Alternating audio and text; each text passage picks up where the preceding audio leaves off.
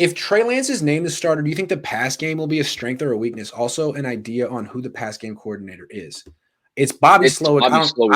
I don't know what to say. His dad was a longtime D coordinator in the league, so he's a legacy guy like Shanahan. I don't know what his offense is going to be like.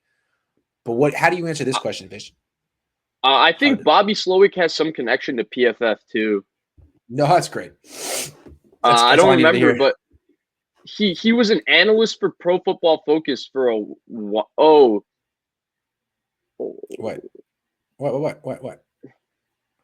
Oh, I'm trying to read up on him because I remember it's either him or somebody in his family. I remember when Bobby Slowick did get promoted, all the PFF guys were tweeting like, "Oh, our guy Bobby Slowick, PFF, blah blah blah, yay PFF." All right, we make interesting lists that what I keep going back to with Trey Lance, what the expectation would be if he were a rookie on this team is. Do you remember what Seattle looked like when Russell Wilson was a rookie? I mean, it wasn't about him. It was about Marshawn. It was a run-first team. But when they did pass, he had big plays and he could convert third downs.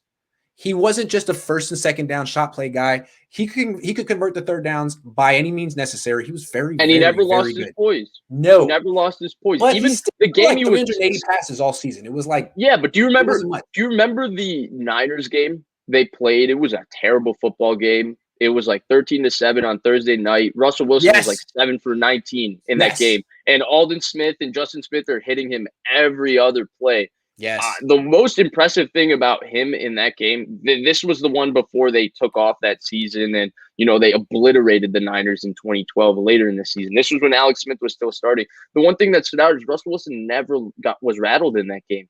He was getting hit. He's missing every throw. I mean, the interception he threw was basically a punt, but I think he was like 7 for 19. He did not play a good game, and he didn't lose his poise at all. And I was like, wow, that's pretty impressive. I mean, I was 12 years old, so I processed it in kind of a weird, like, indifferent way. But now I process it as, wow, that's the poise is a good call. I had the same feeling with Dak his rookie year. I was like, wow, man, this guy's a vet. So I think Niners jumped on the Cowboys actually in that game in 16. Chip Kelly. Chip Kelly jumped on everyone and then gave it away. I still can't believe they lost to the Jets. Quarter coordinator. But to answer the question about the pass game, I still think the pass game is going to be a weakness for this team, and it has nothing to do with the quarterback. This team is just not built to be a drop-back pass team. They don't have the receivers for it. They don't have the offensive line for it. They don't have schematically. They don't want to do that. And their quarterback isn't at this moment. Trey Lance is not built to be a drop-back passer because he didn't do that in college either. It's unfair the passing game is not going to be as precise as it was with Jimmy, but that's okay. You want Trey Lance to hold the ball. You want him to create off schedule. That's okay. It's a good thing. Those are going to be big plays. So it's going to be less rhythmic, efficient, but better. Yes. But the point is that eventually it's going to be a strength for this team with Trey Lance. Way more of a strength than with Jimmy, because frankly, with Jimmy, the pass game's not a strength either. No, he never checks down. He turns the ball over. You're right. This is an interesting question. With Carl Nassib from the Raiders being the first active player to come out as gay, do you see this as an important advancing an NFL image, or do you think nothing changes? I think this is big. I feel like there's been like a don't ask, don't tell thing kind of going on in the NFL where players feel like, man, I got to wait till I retire. Like I owe it to my teammates and my franchise to live a lie and shut the hell up. Good for Carl. Good for the Raiders. I hope they, make him feel like he's not ostracized. And if Carl Nassib feels like he can do it, then the next guy feels like he can do it. And eventually it's no big deal. I think it's a great thing. I think it's a good development for the NFL. I think it's cool too. I think it's really cool because he's also a pretty good player. Like he should be on an NFL roster as a rotational defensive end. He's pretty solid. 1 out of 10 people in the world are gay. It's ridiculous that no one's allowed to say it in the NFL. They should be able to. It has nothing to do with anything. Be a football player. And the NFL has so many taboo stereotypes, right? Look at him. He's a big, tough guy. Yeah, good for him. Yeah. I hope the whole idea is that he should normalize this. If you're gay and you're on an NFL team, you should be able to it doesn't matter, right? It doesn't matter. Yeah.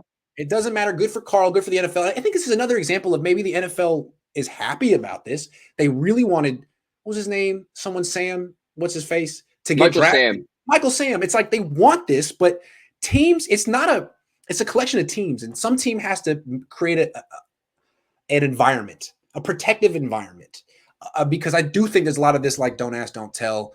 It's a distraction. What do your teammates think? I think we've seen that millennials and Gen Z people are very open-minded and empathetic, and this seems great. So I hope this is the way the NFL is freaking going, because I always felt like Yeah. the attitude was you better keep that to yourself until you retire. Like, okay, that's All really right. aggressive. Do you keep it to Great. do you keep it to Yeah, yourself if you're straight too? Like can't be exactly. can't be Jimmy Garoppolo being caught, going Yeah, out with so and so on camera. But the point is, right. I think it took a lot of courage for him to do this, and I'm glad he did it. I think it's really cool. And if there are more players in the NFL that maybe didn't want to come out and say it, maybe this Exactly. helps them come out and say it. And it shouldn't be a big Totally. deal that they did say it. And that's what he said in the video. He's like, look, I hope, in the future people don't have to do this. But I never wanted to do this, but Right. I think it could help other people and I want to normalize this. I was like, wow, dude, good job. I was inspired. Very cool.